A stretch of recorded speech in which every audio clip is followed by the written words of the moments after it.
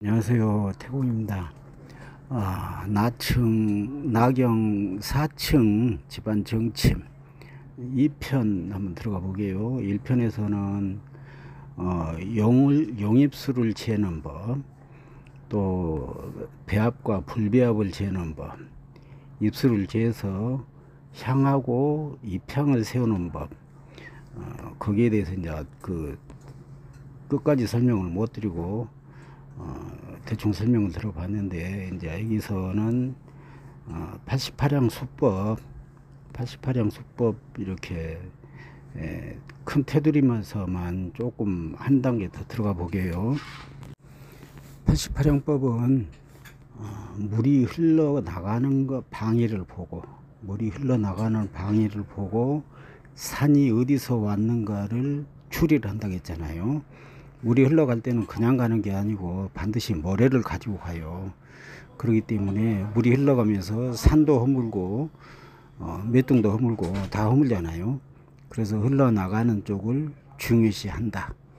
그래서 괴축 간인 간묘방으로 물이 흘러나가면은 큰 방해가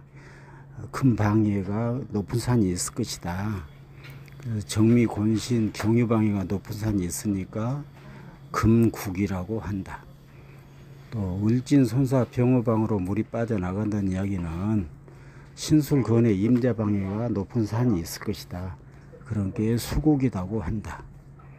정미, 곤신, 경유방으로 물이 빠져나간다는 이야기는 괴축, 간인 방위가 높은 산이 있을 것이다. 그래서 목국이라고 그런다.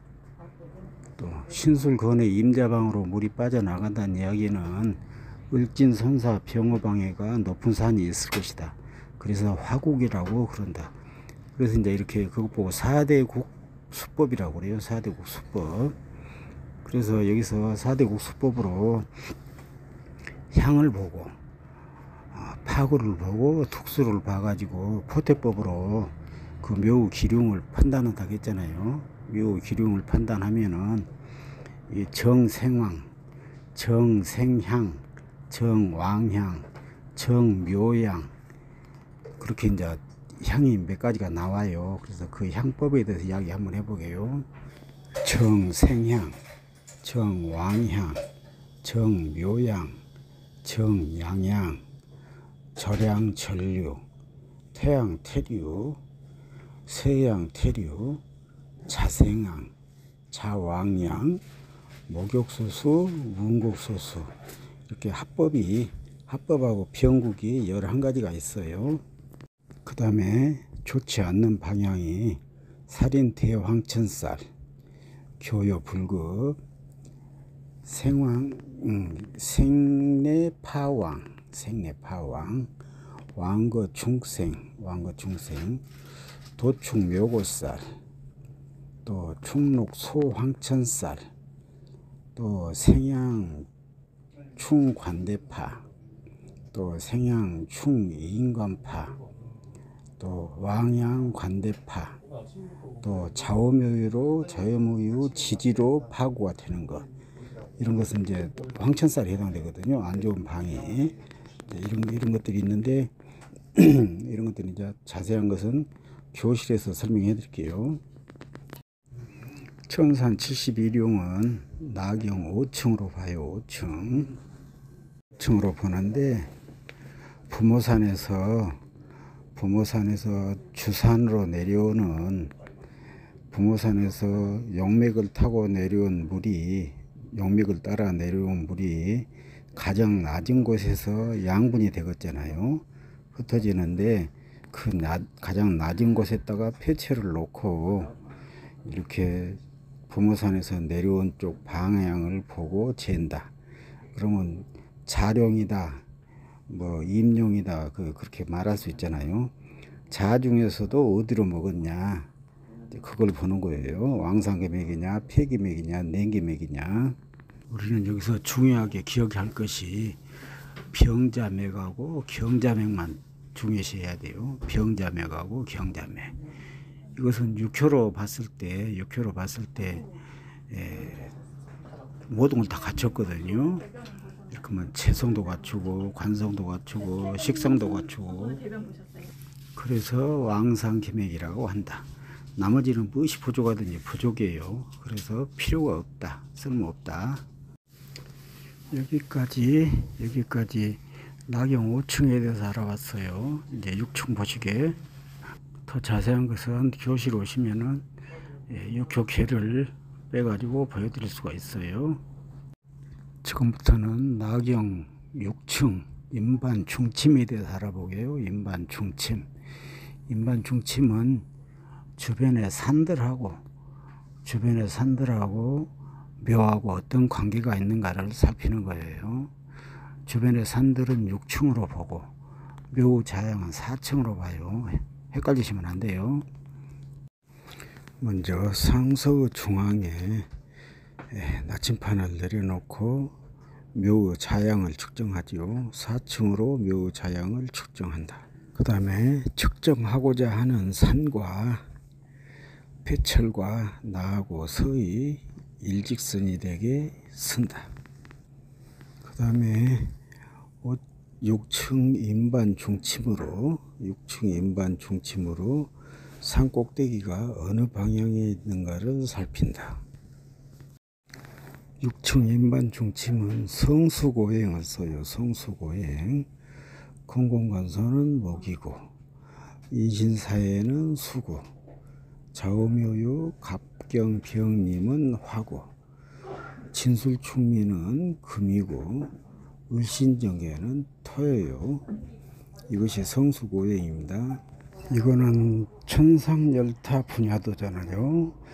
동쪽에 7개의 일등성별이 있고 서쪽에도 일등성별이 7개, 남쪽에도 일등성별이 7개, 북쪽에도 일등성별이 7개, 총 28개의 일등성별이 있다. 그래서 그 별이 28숙이라고 그래요. 28숙 성수고행. 여기서는 인반 중침에서는 성수고행을 써요. 성수고행을. 왜냐면은 산이 올라가고 또 바다가 내려가고 하는 것은 어떤 지구의 내부 압력 때문만은 아닐 것이다. 예를 들어서 하늘에서 이렇게 밀어주는 어떤 압력, 대기 압력과도 관계가 있을 것이다. 현대 과학에서도 중력과 내부 압력이 평형을 이루어서 벽의 크기가 일정하게 유지된다고 그랬어요. 그것이 정역학적 평형이라고 그러네요.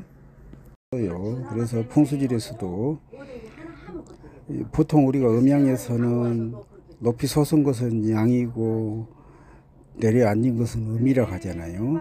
근데 하늘에서 봤을 때는 내려앉은 것은 양이 되어요.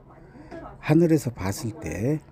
그래서 주저앉은 것은 양이고 솟은 것은 음이다.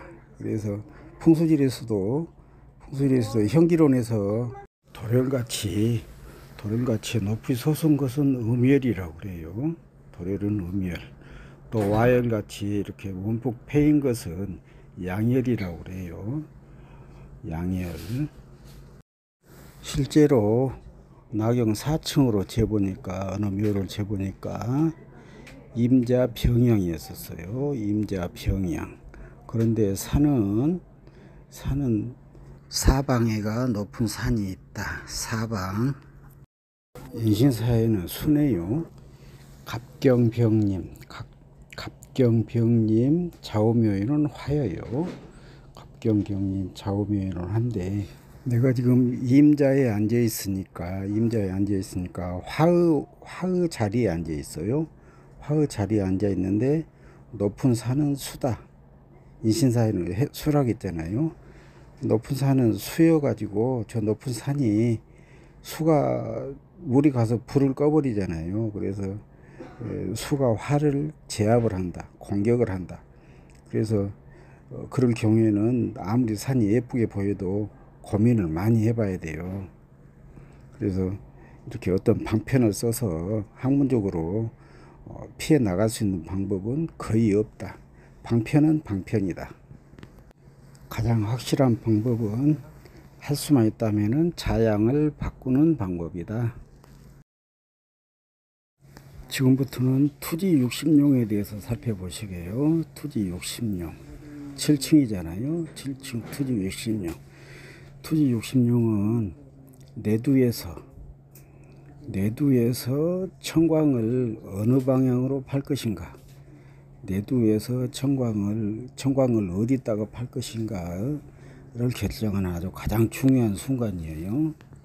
여기서도 마찬가지로 병자하고 경자만 쓸 거예요. 병자하고 경자.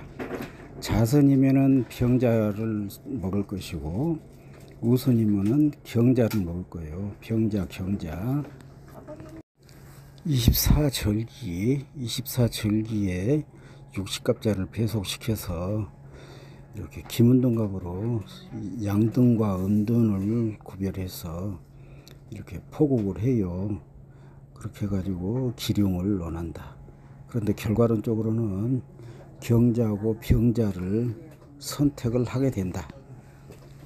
여기서 경자, 병자, 천산 71형도 마찬가지고, 투지 60룡도 마찬가지고, 또 구충 분금도 마찬가지예요. 네.